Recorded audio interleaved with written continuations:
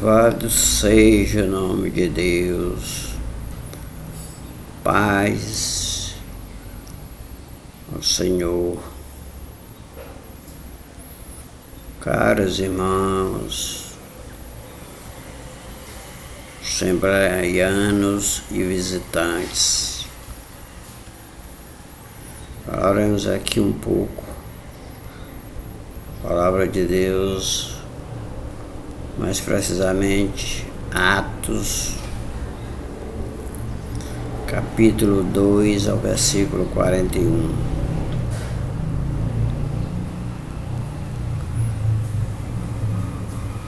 Dia de Pentecostes. É do que trata esse capítulo. A descida do Espírito Santo. Era dia de Pentecostes, quando os discípulos se encontravam todos reunidos. De repente surgiu um som muito forte, como de um vento muito grande. E naturalmente todos ficaram assustados, né? Somente os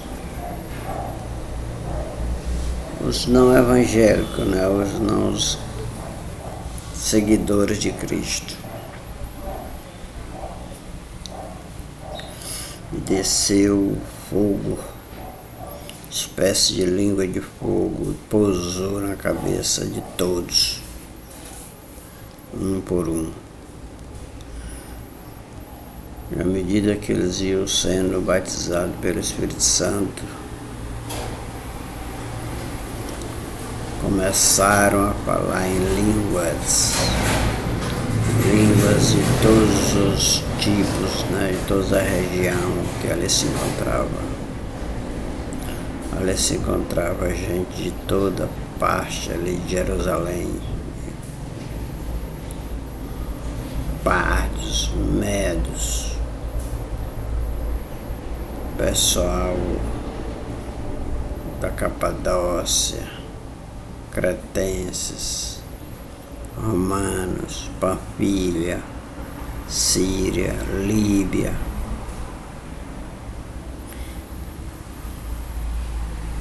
Muita gente que naturalmente falavam outras línguas, mas os discípulos que eram galileus falavam cada um nessas línguas, falando da palavra de Deus.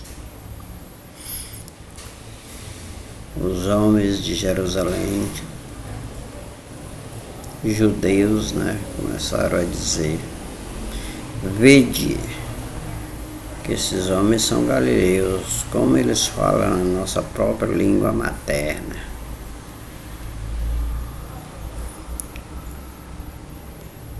E falando das coisas de Deus, que esses homens que estavam assistindo, que estavam juntos, né, eram homens versados na religião. Conhecia a profecia, conhecia, digamos, a Bíblia. E se admiraram, se espantaram, ficaram aterrorizados até, atônitos. E diziam, repetiu, como esses homens conseguem falar em nossas próprias línguas maternas.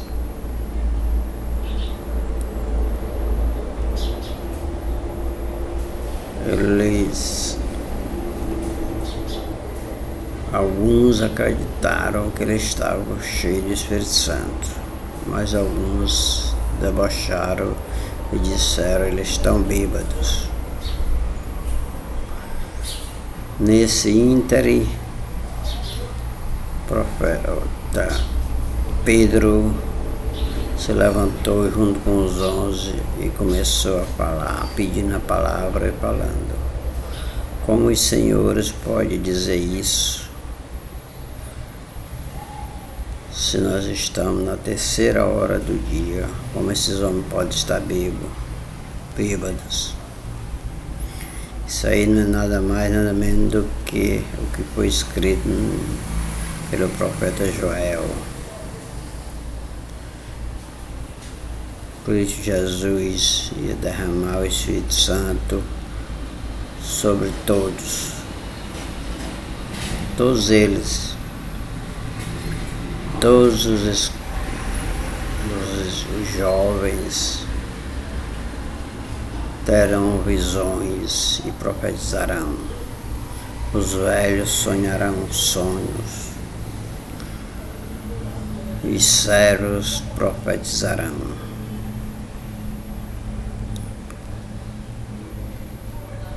Portanto, isso é o que está em Joel.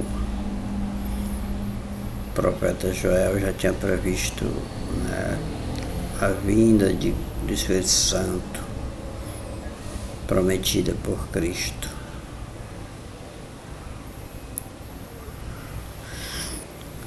Então Pedro continuou fazendo uma dissertação, né, minuciosa de todos os atos que Jesus praticou, todas as maravilhas que Jesus operou e todos os martírios que ele sofreu, inclusive sendo sacrificado, crucificado pelos iníquos.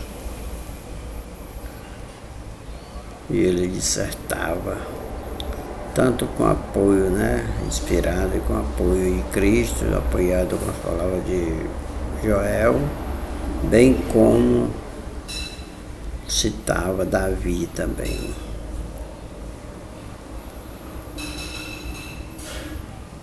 Ele falou, né, por um bom tempo, dissertando, né, as maravilhas e os martírios que o justo sofreu,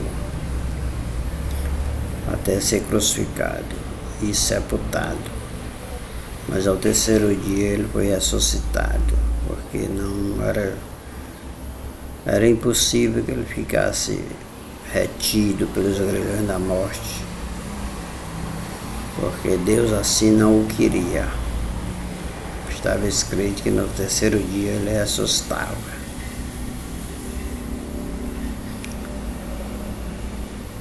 Após ele falar muito sobre as coisas que eles viram, acompanharam, os milagres, os martírios, a morte de Cristo,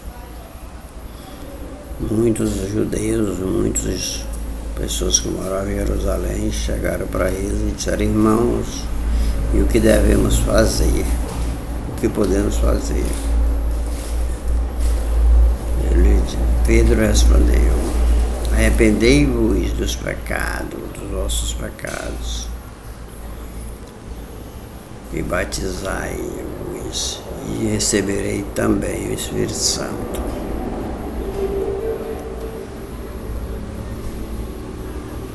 Porque isso é o que está escrito.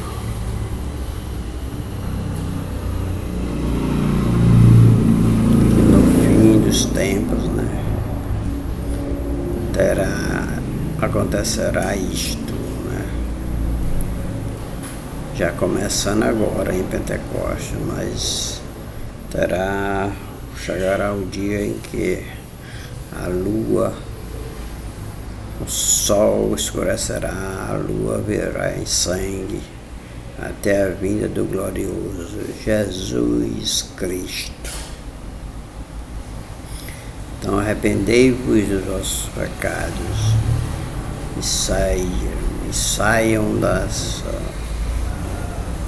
corrupção, dessa vida corruptiva. Naquele santo dia, assim podemos dizer, houve um acréscimo, uma conversão de mais de 3.000 almas se converteram com as palavras de Pedro e seus discípulos no dia de Pentecostes. Aqui, irmãos, eu quero fazer a minha colocação e conclusão. Vejam só. O apóstolo Paulo era um homem versado em línguas, muitos tipos de conhecimentos. Logo ele estudou os maiores, diria, cientistas da época, Gamaliel e outros. Era culto. Paulo, o profeta, era culto. Pedro não. Pedro era um pescador. Naturalmente ele se deduz que ele era um semi-analfabeto ou analfabeto. Mas para Deus isso não faz diferença. Ele não faz acepção de ninguém, nem de cor, nem de finanças, nem de estudo, nada. É Ele, sob a ordem dele, o Espírito Santo incorporou-se a Pedro e ele fez sua declaração e fez suas palavras. Aí fez sua pregação. Isso não foi concedido ao apóstolo Paulo. Não conheço nem a passagem na Bíblia que diz que o apóstolo Paulo fez um discurso e converteu mais de 3.000 almas. Veja só que, repetindo, Deus não faz acepção do acadêmico com o analfabeto, do preto ou branco, pobre ou rico. É a vontade dele. Aquele que ele chamava para pregar, aquele que ele chamava para ser chefe de uma igreja, aquele que ele chamava para ser chefe de ovelhas, será com certeza. Independe de conhecimento acadêmico, teórico, humano.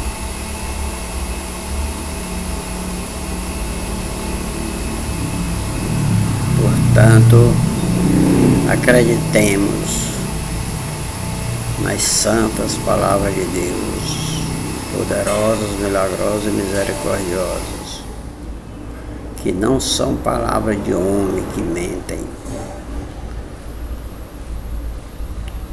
Acreditemos e esperemos, e oremos, e busquemos,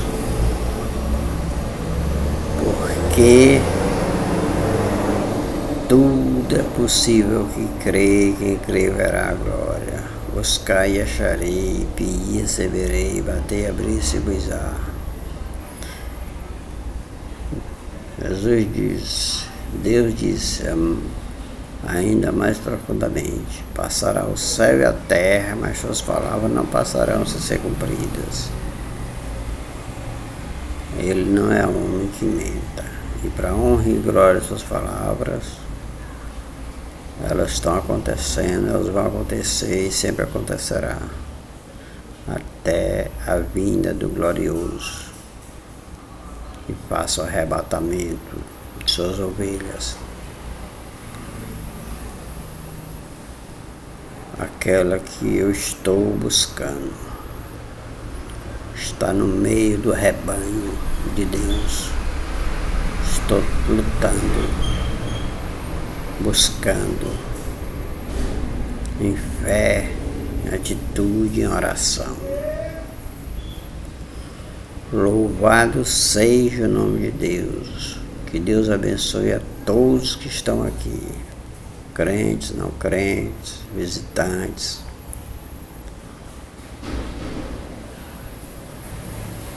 Paz do Senhor a todos, benção de Deus a todos, bênção de Deus a todos. Amém.